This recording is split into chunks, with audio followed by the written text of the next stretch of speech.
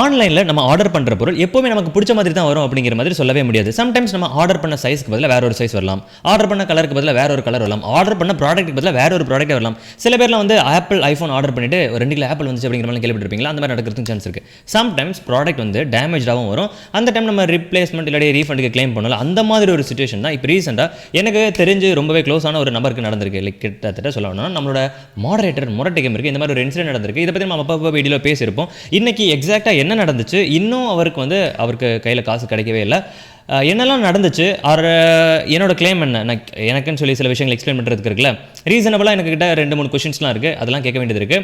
And உங்களில் யாருக்காவது இந்த மாதிரி ஒரு எக்ஸ்பீரியன்ஸ் இருந்துச்சுன்னா இதுக்கு ஒரு சொல்யூஷன் எப்படி பண்ணிங்கன்னா ஃபாஸ்ட்டாக இந்த ப்ராசஸ் நடக்கும் ப்ரோ அப்படிங்கிற மாதிரி உங்களுக்கு தோணுச்சுன்னா நீங்கள் மறக்காம என்ன பண்ணுறீங்கன்னா கமெண்ட் பண்ணுங்கள். With that being set, it's I.Tamizhan, the developer, streamer, engineer, and here we go.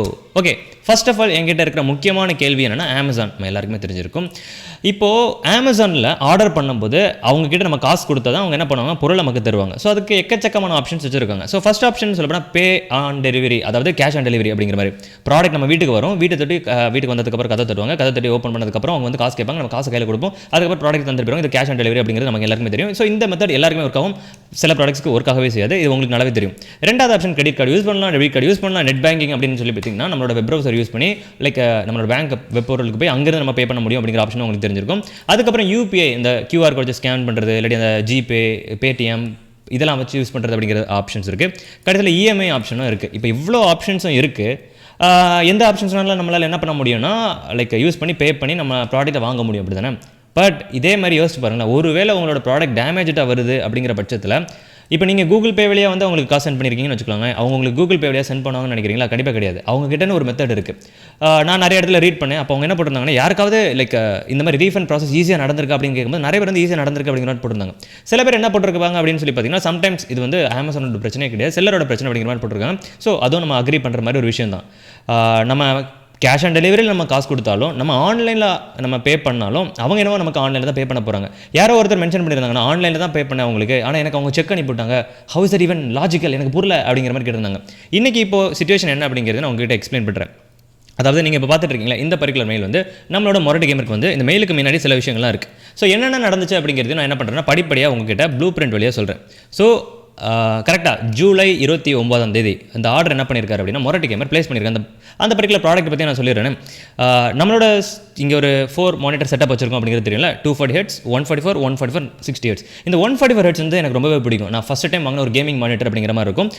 IPS panel, viewing angle சூப்பராக இருக்கும், கேம் விளையாடுறதுக்கு சூப்பராக இருக்கும், மூவி பார்க்குறதுக்கு சூப்பராக இருக்கும், எல்லாத்துக்குமே சூப்பராக இருக்கும். ஸோ அதை என்ன பண்ணேன் அப்படின்னா நான் ரெக்கமெண்ட் பண்ணேன். லைக் நான் நிறைய பேர்கிட்ட இந்த மானிட்டர் சூப்பராக இருக்கும், நீங்கள் பிகினர் லெவலில் வாங்குறீங்கன்னா நல்லாயிருக்கும் அப்படிங்கிற மாதிரி. ஸோ நான் வாங்கும்போது 18,000 rupees வாங்கினேன். ஸோ இதே பர்டிகுலர் மானிட்டர் வந்து அவருக்கு 15,000 rupees கிட்டத்தட்ட கிடைச்சிது. ஸோ அவர் என்ன பண்ணார் அப்படின்னா நம்மளோட மொரட்டு கேமர் ஆர்டர் போட்டிருந்தார். ஸோ அவர் ஆர்டர் போட்ட டேட் வந்து 29th ஜூலை. ஸோ இதுதான் நடந்திருக்கு ஃபர்ஸ்ட் ஆஃப் ஆல். அதுக்கப்புறம் என்ன நடந்துச்சு அப்படின்னா 3 நாளில் அவருக்கு வந்து ஆர்டரை டெலிவரி பண்ணியிருக்காங்க. அவரும் ரொம்ப எக்ஸைட்டடாக என்ன பண்ணியிருக்காரு அப்படின்னா ப்ராடக்ட் எடுத்திருக்காரு. ஸோ அவரோட எக்ஸைட்மெண்ட்டோட பின் விளைவுகள் தான் இது எல்லாமே. ஸோ அவர் ஆல்ரெடி ஒரு பிசி செட்டப் வச்சிருந்தாரு. ஸோ அவர் ஆர்வத்தில் மானிட்டர் ஓப்பன் பண்ணி பார்க்கும்போது மானிட்டர் இந்த மாதிரி டேமேஜில் இருந்துச்சு. ஸோ இதுதான் அவங்களோட சிச்சுவேஷன். டேமேஜாக ப்ராடக்ட் வந்ததை பார்த்த மாடரேட்டர் என்ன பண்ணியிருக்காரு அப்படின்னா அவருக்கு வந்து லைக் எனக்கு ப்ராடக்ட் வந்து டேமேஜாக இருக்குது அப்படின்னு சொல்லி உடனே ஃபோட்டோஸ்லாம் எடுத்து அமேசான் கஸ்டமர் கேருக்கு அனுப்பியிருக்காங்க. கஸ்டமர் கேரும் பார்த்துட்டு ஓகே உங்களுக்கு நாளைக்கு ரீஃபண்ட் வந்து ப்ராடக்ட் ஃபஸ்ட்டு பிக்கப் பண்ணிடுவாங்க, அதுக்கப்புறம் ரீஃபண்ட் இனிஷியலைஸ் ஆகிரும் அப்படிங்கிற மாதிரி சொல்லியிருக்காங்க. 4வது நாள் ப்ராடக்ட் வந்து வாங்க வந்துட்டாரு. வாங்க வந்து நம்ப சொல்லியிருக்காரு, ப்ரோ நாங்கள் வந்து ஹப்புக்கு எடுத்துகிட்டு போகிறோம், வெரிஃபை பண்ணதுக்கப்புறம் 1 hour உங்களுக்கு வந்து ரீஃபண்ட் கிரெடிட் ஆயிரும் அப்படிங்கிற மாதிரி அவர் சொல்லிட்டு போயிறாரு. அவர் எந்த லாஜிக் வச்சு சொல்லிட்டு போனார்லாம் எங்களுக்கு தெரியாது, பட் அவர் வந்து சொல்லிட்டு போயிட்டார். அதுக்கப்புறம் 1 hour கழிஞ்சு போச்சு, அவருக்கு காசு கிடைக்கவே இல்லை. 1 நாள் ஃபுல்லாக கழிஞ்சது, அவருக்கு 1 நாள் ஃபுல்லாக கழிஞ்சதுக்கப்புறம் ஒரு அப்டேட்ஸுமே கிடையாது. அதுக்கப்புறம் அவர் என்ன பண்ணியிருக்காருன்னா அமேசானுக்கு வந்து கால் பண்ணி சொல்லியிருக்காரு.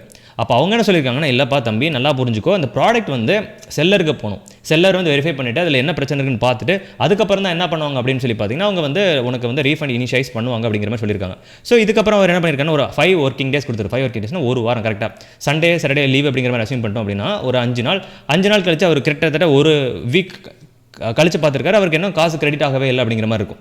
அதுக்கப்புறம் அவர் என்ன பண்ணியிருக்காருன்னா திருப்பி இருந்து அவர் கஸ்டமர் கேருக்கு கால் பண்ணியிருக்காரு. அப்போ அவங்க சொன்னாங்க இந்த பேங்க் ஒர்க் ஆகலப்போ உங்கள் பேங்க்கில் பிரச்சனை இருக்குது, ரிப்பீட்டு ஆர்டர் பண்ணாங்க. அதாவது இவர் கால் பண்ணுவார், அவங்க சொல்லுவாங்க பேங்க்கில் பிரச்சனை இருக்குது, இவர் பேங்கை மாற்றாரு, ரிப்பீட், இதே ப்ராசஸ் அப்படி ரிப்பீட் ஆகிட்டு இருந்திருக்கு. 3 நாள் ரிப்பீட் பண்ணியிருக்காரு. கடைசியில் கடுப்பான நம்ம மொரட்டு கேமர் என்ன பண்ணியிருக்காரு அப்படின்னா எனக்கு கால் பண்ணார், ப்ரோ இப்படி தான் பிரச்சனை, என்ன பண்ணுறதுக்கு அப்படிங்கிற மாதிரி கேட்டாங்க. எனக்கு கிட்டத்தட்ட அந்த டைமில் 1 மாதம் ஆயிடுச்சு. அப்போ நான் வந்து ஒரு கஸ்டமர் சர்வீஸ் ஏஜென்ட் கூட பேசுகிறேன். அப்போ அவங்க சொன்னாங்க, ஓகே இதுக்கு முன்னாடி அவங்க ப்ராப்பராக வந்து இனிஷியலைஸ் பண்ணல, நாங்கள் இனிஷியலைஸ் பண்ணுறோம் அப்படின்னு சொல்லிட்டு அவர் என்ன பண்ணுறாருன்னா, இதுக்கு மேலே உங்களுக்கு இன்னும் ஒரு 5 to 6 days டைம் கொடுங்க, உங்களுக்கு இனி ரீஃபண்ட் கிரெடிட் ஆயிரும் அப்படிங்கிற மாதிரி சொல்லியிருக்காங்க. ஸோ ஒரு வாரம் வெயிட் பண்ணி பார்க்குறோம், திருப்பி கிரெடிட் ஆகவே இல்லை. அவர் திருப்பியும் 2-3 வாட்டி இது பண்ணுறாங்க. அப்போ தான் அவங்க சொல்கிறாங்க, எப்பா உன்னோட அக்கௌண்ட் இருக்குல்ல, பேங்க் அக்கௌண்ட்டில் உன்னோட நேம் வேறு மாதிரி இருக்குது, அதில் பஞ்சுவேஷன் புள்ளி ஆச்சரியக்குறியெல்லாம் தப்பான இடத்துல இருக்குது, ஸோ இதில் வேறு இடத்துல இருக்குது, அதனால் உனக்கு கிரெடிட் ஆகல, ஸோ நீ இதெல்லாம் மாற்றிட்டு கரெக்டாக நீ அப்டேட் பண்ணால் உனக்கு இதாகும் அப்படிங்கிற மாதிரி சொல்லியிருக்காங்க. பட் அவர் வந்து கேள்வி கேட்டிருக்காரு, எப்பா இந்த அக்கௌண்ட்டில் இருந்தால் நான் பே பண்ண அக்கௌண்ட்லேயே இப்படி தான் இருக்குது, அந்த இதில் பேமெண்ட் வாங்க மட்டும் தெரிஞ்சுது, உங்களுக்கு வந்தால் ரத்தம் எனக்கு வந்தால் தக்காளி சட்னி அப்படிங்கிற மாதிரி கேட்குற மாதிரி அவர் கேட்டிருக்காரு. பட் இதெல்லாம் எங்களோட ப்ரோட்டோகால்ஸ் இப்படி தான் இருக்குது, எங்களால் எதுவுமே பண்ண முடியாது அப்படின்னு சொல்லி ஷாருக்கான் வாய்ஸில் ஹிந்தியில் பேசியிருக்காங்கன்னு நினைக்கிறேன். ஓகே ஹிந்தியில் பேசுகிறாங்களா எனக்கு தெரியல, பட் அவங்க சொல்லியிருக்காங்க. ஸோ அதுக்கப்புறம் நேம் மிஸ்மேட்ச்னு சொல்லிட்டதுக்கப்புறம் நேம் எல்லாம் சரி பண்ணதுக்கப்புறம் இவர் என்ன பண்ணியிருக்காருன்னா, திருப்பி வந்து மொரட்டி கேமர் திருப்பி அப்ளை பண்ணியிருக்காரு. திருப்பி கடைசியாக அவங்களுக்கு வந்த மெயில் இந்த பர்டிகுலர் மெயில் தான். ஸோ அதில் என்ன இருக்கு அப்படிங்கிறது நான் என்ன பண்ணுறேன்னா ஜூம் பண்ணி காட்டுறேன். ஸோ அவங்க என்ன சொல்லியிருக்காங்கன்னா, hello first of all hello அப்படிங்கிறது போட்டு உங்களோட ரீஃபண்ட் வந்து, அதாவது ரீஃபண்ட் ஆனால் 14,999 ரூபா வந்து கரெக்டாக ப்ராசஸ் ஆயிருக்கு. என்னைக்கு ப்ராசஸ் ஆயிருக்குன்னா 6/10/2011 கரெக்டாக அக்டோபர் 6ஆம் தேதி ப்ராசஸ் ஆயிருக்கு அப்படிங்கிறத போட்டிருக்காங்க. The amount should reflect in your account by next 5 நாளுக்குள்ளே, 5 நாளில் 11ஆம் தேதிக்குள்ளே வந்து கிரெடிட் ஆயிரும் அப்படிங்கிற மாதிரி அவங்க சொல்லியிருக்காங்க. ரீஃபண்ட் நம்பர்னு சொல்லி இங்கே ஒரு நம்பர் கொடுத்துருக்காங்க. In case you do not receive the refund, அதாவது 5 நாளுக்குள்ளே இது பண்ணவே இல்லை என்றால் நீங்கள் வந்து உங்களோட பேங்க் கஸ்டமர் கேருக்கு கால் பண்ணி இந்த நம்பரை கொடுங்க அப்படிங்கிற மாதிரி சொல்லியிருக்காங்க. இதில் தான் வேடிக்கையான விஷயம் என்னென்னா, பேங்க் கஸ்டமர் கேருக்கு கால் பண்ணி இந்த ரெஃபரன்ஸ் நம்பர் கொடுத்து அந்த ரெஃபரன்ஸ் நம்பர் வச்சு என்ன பண்ணுறது அப்படிங்கிற மாதிரி கேட்குறாங்க. இதுதான் நடந்திருக்கு. ஸோ கஸ்டமர் கேரில் இன்னும் அவங்க சரி என்னோட அக்கௌண்ட்டில் என்னெல்லாம் டிரான்சாக்ஷன் நடந்திருக்குங்கிறத பார்த்து சொல்லணும்னா அது எங்களால் பார்க்க முடியாது அப்படிங்கிறத சொல்லியிருக்காங்க. என்னோட அக்கௌண்ட் வந்து பெண்டிங்கில் இருக்கா, அதாவது பிளாக் ஆயிருக்கா அப்படிங்கிற மாதிரி பார்க்க சொன்னாங்கன்னா அந்த பேங்க் அக்கௌண்ட் இல்லைப்பா எங்களால் அதையும் பார்க்க முடியாது அப்படிங்கிற மாதிரி சொல்லியிருக்காங்க. இது வந்து இண்டிவிஜுவல் அவங்களோட பேங்க் ப்ராப்ளம் அப்படிங்கிற மாதிரி வச்சுக்கலாம்னு வச்சுக்கோங்களேன். இதுக்கப்புறம் என்ன நடந்திருக்கு அப்படின்னா, அந்த இது இருக்குல்ல, அமேசான் கிட்ட போனால் நாங்கள் உங்ககிட்ட ரீஃபண்டை வந்து இனிஷியலைஸ் பண்ணிட்டோம், நீங்கள் பேங்கை காண்டாக்ட் பண்ணுங்க அப்படிங்கிற மாதிரி சொல்லியிருக்காங்க. பர்சனலாக வேணா போய்க்கோங்க அப்படின்னு. பர்சனலாக அங்கே போனதுக்கப்புறம் என்னன்னு சொல்கிறாங்க, எப்போ இந்த நம்பர் வச்சுட்டு என்ன பண்ணுறது எங்களுக்கு தெரியாதுப்பா, இது யார் ஹூ இஸ் திஸ் காய் அப்படிங்கிற மாதிரி அவங்க கேட்டிருக்காங்க. ஸோ அங்கே போனால் இங்கே போனால் அங்கே அப்படிங்கிற மாதிரி அலைஞ்சிட்டே இருக்காரு. கிட்டத்தட்ட இன்னொரு இன்னைக்கு டேட் வந்து கால்குலேட் பண்ணிப்பாங்க. ஆர்டர் பண்ணது 29 ஜூலை 2021, இன்றைக்கி டேட் வந்து 22 அக்டோபர் 2021. ஸோ கிட்டத்தட்ட எவ்வளோ நாள் ஆச்சு, கிட்டத்தட்ட you get what I'm trying to say. இப்போ இதில் வந்து சில ப்ரொசீஜர்ஸ்லாம் கொடுத்துருக்காங்க, எக்ஸெட்ரா. பட் வந்து சிம்பிளிஃபைட் பண்ணி நம்ம வந்து ஒரு விஷயத்தை யோசிக்கிறோம்னு வச்சுக்கோங்களேன். நம்ம ஆர்டர் பண்ணது ஏதோ ஒரு மெத்தட் யூஸ் பண்ணி ஆர்டர் பண்ணுறோம். ஆர்டர் பண்ணும்போது காசு வந்தால் மட்டும் போதும் அப்படின்னு சொல்லிட்டு அமேசான் தான் நடுவில் இன்டர்மீடியேட்டரே இருக்குது. அவங்க என்ன பண்ணுறாங்க அப்படின்னா, செல்லர் கிட்ட ஒரு 20% கமிஷன் எடுத்துருவாங்க. ஒரு ப்ராடக்ட்டுக்கு ஒரு ப்ராடக்ட் 10,000 அப்படிங்கிற மாதிரி டிஸ்பிளே ஆகுது அப்படின்னா 8,000 தான் யாருக்கு போகுது, செல்லர்ஸ்க்கு போகுது. ஒரு பர்சன்டேஜ் ஃப்ராக்ஷன், லைக் எக்ஸாக்டாக அது எத்தனை பர்சன்டேஜ் போகுது அமேசானுக்கு அப்படிங்கிறது எனக்கு தெரியாது. பட் ஒரு பர்சன்டேஜ் கண்டிப்பாக என்ன பண்ணணும்னா அமேசானுக்கு போகும். அவங்க காசு வாங்குற அந்த ஒரு விஷயத்தில் ட்ரஸ்ட் கிரியேட் ஆகுது. அந்த விஷயத்துக்கு வச்சு தான் நம்ம வந்து என்ன பண்ணுறோம்னா, கிளைண்ட்ஸ் நம்ம கஸ்டமர்ஸும் ஒர்க் பண்ணுறோம், செல்லர்ஸும் வந்து என்ன பண்ணிட்டு இருக்காங்கன்னா ஒர்க் பண்ணிட்டு இருக்காங்க. இப்போது இப்படி ஒரு பிரச்சனை வரும்போது அதை ஹேண்டில் பண்ண வேண்டியது அமேசான் தான். நமக்கு எது கன்வீனியண்ட்டாக இருக்குமோ, இப்போது அமேசான் வந்து நம்ம அமேசான் கிட்ட சொல்கிறோம், எப்பா என்கிட்ட ஆன்லைன்லலாம் என்னால் பே பண்ண முடியாது, என்கிட்ட பேங்க் ஆன்லைன் அக்கௌண்ட்ஸே கிடையாது, கையில் காசு இருக்குது, கையில் ஒரு 10,000 இருக்குது, என்கிட்ட இந்த பர்டிகுலர் ப்ராடக்ட் எனக்கு வேணும்னு சொல்லி கேட்டால் அவங்க என்ன சொல்லுவாங்க, இல்லைப்பா இந்த பர்டிகுலர் ப்ராடக்ட் வந்து கேஷ் ஆன் டெலிவரியில் அவைலபிள் கிடையாது. ஸோ நீங்கள் என்ன பண்ணுறீங்க அப்படின்னா, உங்கள் ஃப்ரெண்டோட ஃபோன் நம்ம வாங்கி அவனுக்கு காசு அனுப்பிட்டு அங்கேருந்து நீங்கள் ஆர்டர் பண்ணிங்கன்னா உங்கள் ஆர்டர் ப்ளேஸ் ஆகும்னு சொல்கிறாங்களே, அவங்களுக்கு நம்ம காசு கொடுக்கணும். அப்போ அவங்க என்ன சொல்கிறாங்க அப்படின்னா, எனக்கு எது கம்ஃபர்டபுளாக இருக்குதோ அதுக்கு நீ பே பண்ணு அப்படிங்கிற மாதிரி சொல்கிறாங்க. நியாயமான பேச்சு, வாசமான பேச்சு. இப்போ ஒரு கஸ்டமருக்கு காசு திருப்பி வேணும் அப்படிங்கிற பட்சத்தில் அந்த கஸ்டமருக்கு எது ஈஸியாக இருக்குமோ, கஸ்டமருக்கு கஷ்டப்படுத்தலாமா அப்படிங்கிற மாதிரி சொல்கிற மாதிரி, கஸ்டமருக்கு எது ஈஸியாக இருக்குமோ அந்த இடத்துல தான் அவங்க பேமெண்ட் நியாயமாகப்படி பண்ணி ஆகணும் அப்படிங்கிற மாதிரி எனக்கு ஒரு உள்நோக்கம் இருக்குது. இவ்வளோ அதாவது பே பண்ணுறதுக்கு இவ்வளோ ஆப்ஷன்ஸ் அவங்க வச்சுருக்காங்களே, ரீஃபண்ட் பண்ணுறதுக்கும் நிறைய ஆப்ஷன்ஸ் வச்சுருக்கலாம்ல. ஏன் அவங்கள நினச்சா அவங்களால பண்ண முடியாது அப்படிங்கிற மாதிரி இருக்கா? ஏன்னா like it's one of the biggest company in the world, பண்ண முடியும். பட் அவங்க வேணும்னே லைக் இந்த மாதிரிப்பட்ட விஷயங்கள் பண்ணும்போது, நான் எல்லா ப்ராடக்ட்ஸையும் மோஸ்ட்டாக ஆன்லைனில் தான் ஆர்டர் பண்ணேன். அமேசானில் குறிப்பாக ஆர்டர் பண்ணிட்டு தான் இருக்கேன். எனக்கு இது வரைக்கும் பிரச்சனை வந்தது கிடையாது. நான் ரீஃபண்ட் பண்ணணும் அப்படிங்கிற ஒரு சிச்சுவேஷன் வந்தது கிடையாது வரைக்கும். ஏதோ ஒரு வாட்டி நான் ஏதோ ஒரு ப்ராடக்ட் மட்டும் ஒரு மவுஸு ரீப்ளேஸ்மெண்ட் கொடுத்து எனக்கு ரீப்ளேஸ்மெண்ட் வந்துச்சு, டக்குன்னு வந்துச்சு, பிரச்சனை இல்லாத மாதிரி வந்துச்சு அப்படிங்கிற மாதிரி சொல்கிறேன்.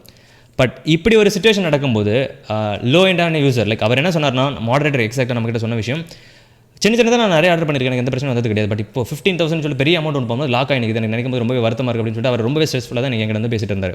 இந்த மாதிரி சிச்சுவேஷன் உங்களுக்கு நடந்திருக்குதா, இல்லை இதை ஃபாஸ்ட்டாக ப்ரோ இப்படி பண்ணால் டக்குன்னு உங்களுக்கு காசு கிடைக்கும் அப்படிங்கிற மாதிரி உங்களுக்கு தெரிஞ்ச ஒர்க்கிங் மெத்தட் ஏதாவது இருக்குதுன்னா மறக்காமல் என்ன பண்ணுறீங்கன்னா கமெண்ட் பண்ணுங்கள். வித் தட் பீயிங் செட், நாளைக்கு நான் உங்களை இன்னொரு வீடியோவில் மீட் பண்ணுறேன். Until then, it's bye from I.Tamizhan. Bye, have fun, take care.